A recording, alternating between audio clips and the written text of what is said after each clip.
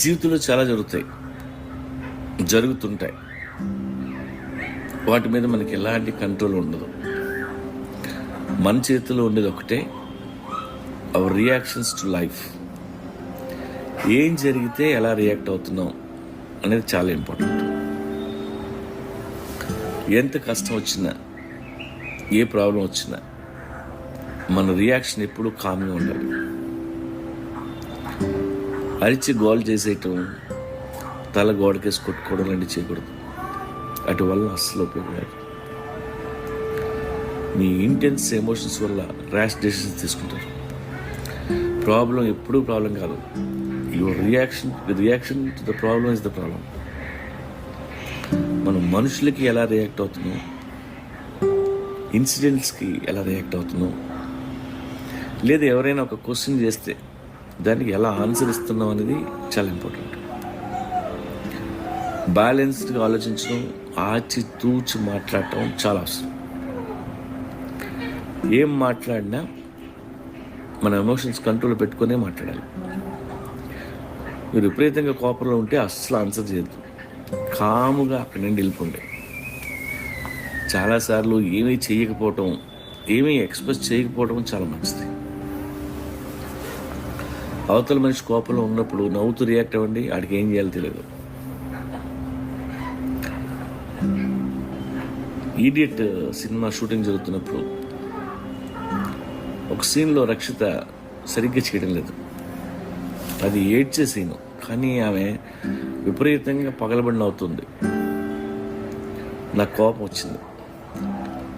సెట్లో అందరూ వింటుండగా చాలా గట్టిగా చెప్పా, రక్షిత నువ్వు ఫోకస్ చేయడం లేదు, ఇలా అయితే నెక్స్ట్ సినిమాలో నీకు క్యారెక్టర్ రాయను అని చెప్పా.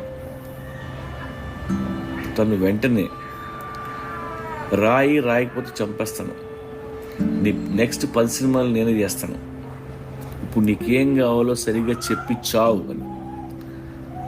అంతే. అమ్మాయి రెస్పాన్స్కి సెట్లో అందరూ క్లాప్స్ కొట్టారు. ఆ మాటలకి నాకు కూడా నవ్వాగలేదు, ఎందుకంటే నేను ఊహించని రెస్పాన్స్ అది. And it's very positive response. అమ్మాయి మీద కోపం మొత్తం పోయింది. ఇప్పుడు అలా కాకుండా నేను అన్న మాటలకి తను ఇన్సల్ట్గా ఫీల్ అయ్యి ఏడుస్తూ సెట్లో నుంచి బయటకు వెళ్ళిపోవచ్చు, అలిగి 2వ రోజు షూటింగ్ రావడం కూడా మానేయచ్చు. కానీ తను అలా చేయలేదు. అందుకే మన రియాక్షన్స్ వల్ల లైఫ్లో చాలా నాన్ సెన్స్ కట్ చేయొచ్చు. ఇవి కాకుండా సోషల్ మీడియా, ఎవరెవరో ఏదో పోస్ట్ పెడుతుంటారు, ప్రతిదానికి మనం రియాక్ట్ అవ్వాల్సిన పని లేదు. అలాగే న్యూస్, ఎక్కడో ఏదో జరిగితే మనం వైల్డ్గా రియాక్ట్ అయిపోయి 10 మందితో వాదించి అందరితో గొడవ పెట్టేసుకుంటాం. అవసరం?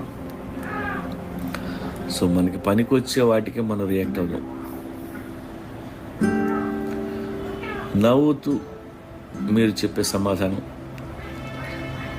లేదు ఏ సమాధానం చెప్పకుండా మీరు నవ్వే ఒక చిరునవ్వు చాలా ప్రాబ్లమ్స్ సాల్వ్ చేస్తాయి.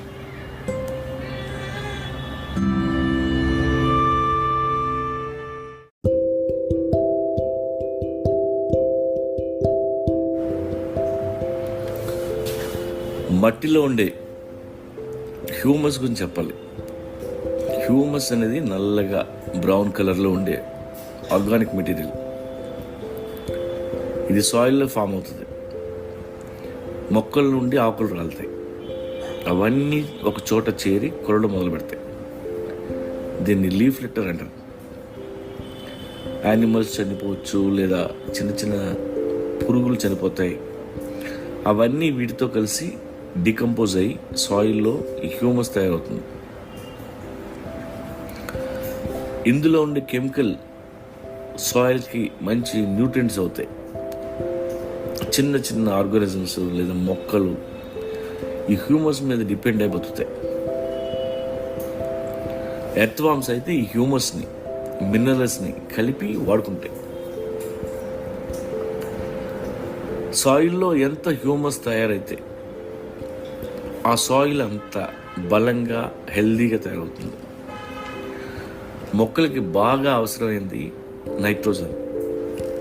అగ్రికల్చర్ మొత్తం ఆధారపడింది ఈ నైట్రోజన్ న్యూట్రియంట్స్ మీద.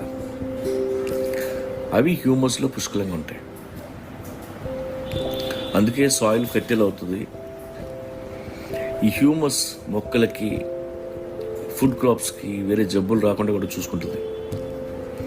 ఇది మొక్క వేళ్ల చుట్టూ చాలా మెత్తగా పట్టుకొని ఉండడం వలన మనం నీళ్లు పోస్తే ఈజీగా లోపలికి వెళ్ళిపోయి వేళ్ళకి చేరుతాయి. ఆక్సిజన్ కూడా అందుద్ది.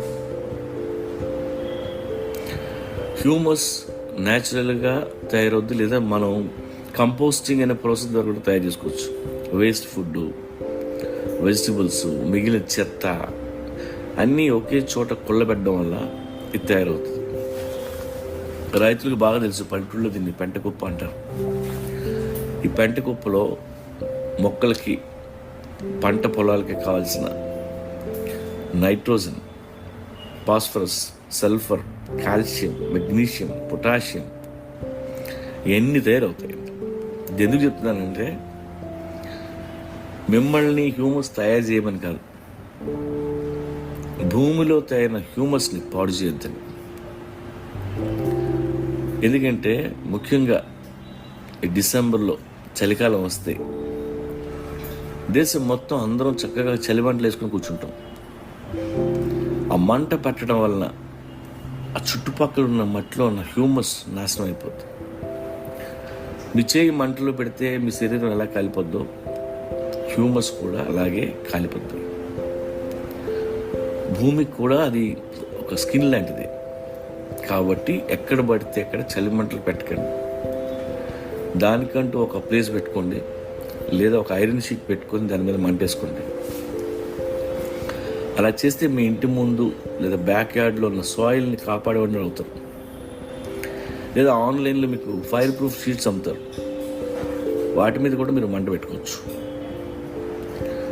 మట్టిలో హ్యూమస్ తయారవడానికి చాలా కాలం పట్టుద్ది. దాన్ని 10 నిమిషాల్లో నాశనం చేయొద్దు అనేది నా మనవి.